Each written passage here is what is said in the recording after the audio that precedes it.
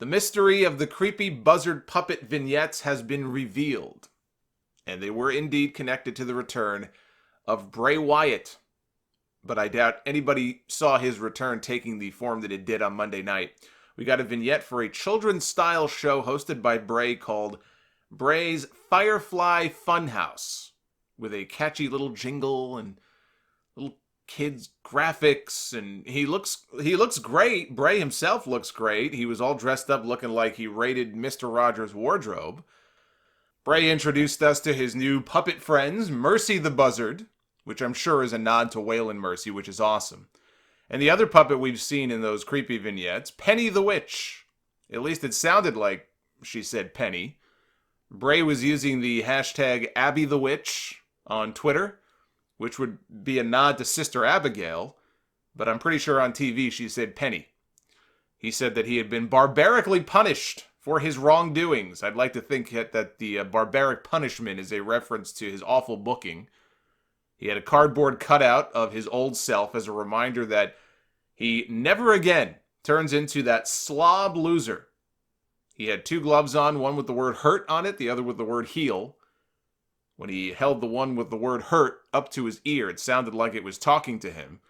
And he then took a chainsaw to the cardboard stand-up. Bray's character was so badly damaged and stale that he needed a reset. And this could be just the answer. Something that is so bizarre, you just cannot take your eyes off of it. Something that creeps you out.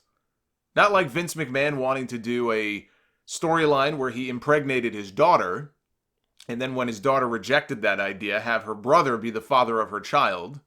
Not that level of creepy. That's a different kind of creepy. But creepy in a way that keeps the viewer engaged and wanting more, which is what I felt when this was over. I didn't actually quite know what to think when this was over. Part of me wanted to hate it, but I couldn't. Because I saw it the way that a lot of people probably saw it at first. This is it. This is the death of Bray Wyatt. Look what they have this guy doing. But then I watched it again, and I thought more about it, and I watched it again. And it's the most interested I've been in maybe anything on this television show, let alone Bray Wyatt, in a very long time.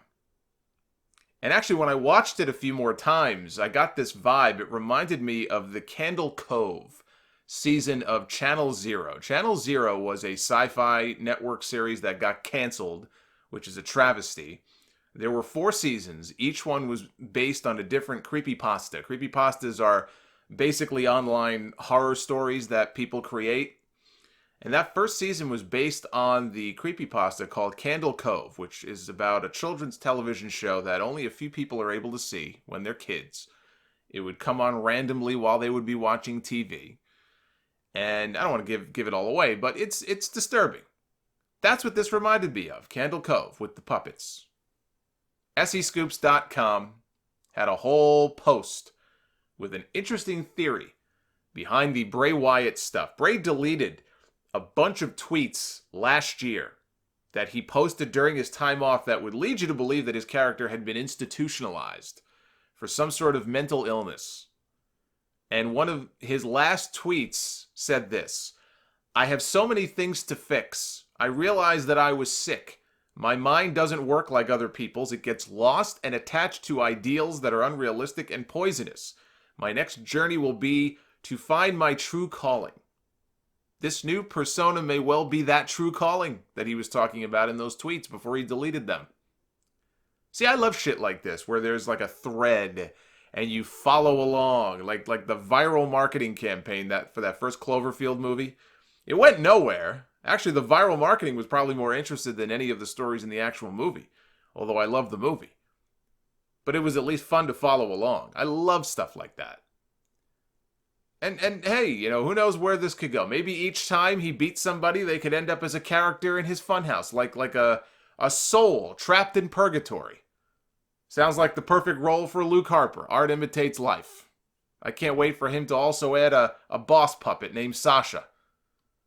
I said this to somebody on Twitter, and I meant this. I think this is a good way to look at it. If Doink the Clown had debuted today, instead of when he did in 1993, actually end of 92, beginning of 1993.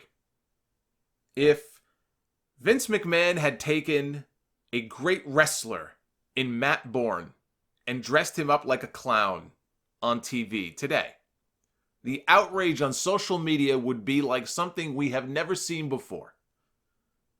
If Waylon Mercy debuted on television today instead of when he did in 1995, people would be saying, what have they done to Danny Spivey? And I happen to think that character was ahead of its time. If they had waited another year or two, and if Spivey wasn't so broken down physically, he would have been much bigger than he was. But today, people wouldn't have given either one of those characters a chance. Heel Doink was fantastic. Babyface Doink sucked. Heel Doink was fantastic. Waylon Mercy had great potential. Bray even based a lot of his own character and the look of his character when he first debuted around Waylon Mercy. He even named, again, the buzzard here in his skit, it looks like he named after him. So the point is, let's give this a chance. Let's not abandon all hope before we've had a chance to see how this evolves and where this goes. People crapped on the New Day too when those first vignettes aired. But it got over, and they're still at it 5 years later. Bray physically looks to be in the best shape of his career. It's the best shape I've ever seen him in. Going all the way back to his Husky Harris days in NXT, he looks to be in fantastic shape. He was badly in need of a new look and a new direction. The days of people thinking that this guy's going to be the next Undertaker are long gone. There were people who thought that character had potential. And that potential died. You know, when he lost to John Cena at WrestleMania 30, it died. When he lost to The Undertaker at WrestleMania 31, it was still dead. You know, any even inclination or thought of that should have been abandoned long ago. That just was not going to happen. I don't think a character like that could work in today's WWE. I don't think you can ever again have another Undertaker, whatever that means, in WWE, just based on the way that they do things and the way that they do television. It's not possible. It's not possible. Everybody has to lose. Even Steven. Overexposed. If the Undertaker character, if they tried it now, it would be no different. The Undertaker never would have been as big as he ended up being. It's not possible. As far as these rumors that WWE may have already gotten heat from some of their sponsors or stockholders about the angle, that they don't like the idea of a creepy cult leader character for kids. Bray even played off the rumor by tweeting out, "I love stockholders." They need to stay the course with this gimmick and let it play out. They cannot bow to pressure every time they try something new and creative because somebody doesn't like it. For each one who didn't like it, there may have been 2 more or 3 more who did. Stay the course with this. Do not water it down. Do not kill it. You could have something fun here.